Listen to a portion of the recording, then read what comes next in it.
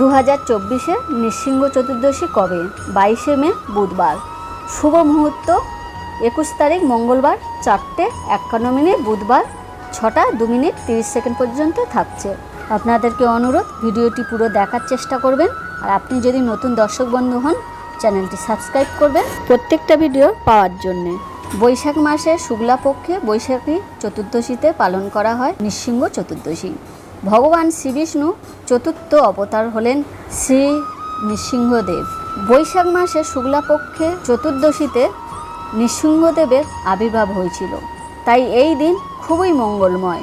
নৃসিংহদেবের চতুর্দশীর মাহাত্ম্য: ব্রহ্মা, মহাদেব এবং শনিদেব পূজা করেছিলেন এই নৃসিংহদেবকে।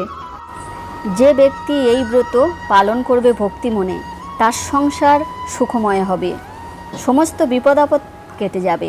হিরণ্যকশিপু তপস্যা করে বর চাইলেন অমরত্ব ব্রহ্মার কাছে। এমন বর চাও যা আমি দিতে পারবো।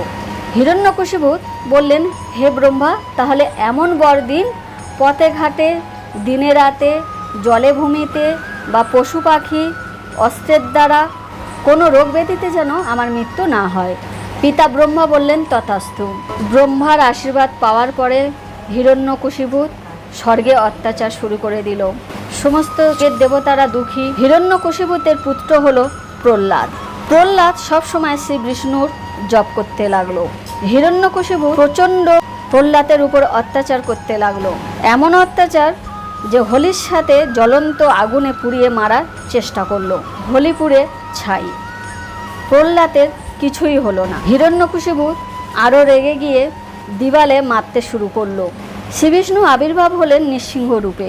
সকালে নয়, রাতে নয়, পশু নয়, পাখি নয়, আকাশে নয়, মাটিতে নয়, কোনো অস্ত্র দ্বারা নয়, নৃসিংহদেব নিজের হাঁটুর উপর রেখে নখ দিয়ে হত্যা করলেন হিরণ্যকশিপুতের। সমস্ত দেবতারা পূজা করতে লাগলেন নৃসিংহদেবের। ভিডিওটি ভালো লাগলে অনুরোধ লাইক করবেন, কমেন্ট বক্সে লিখে পাঠাতে ভুলবেন না। রাধে রাধে।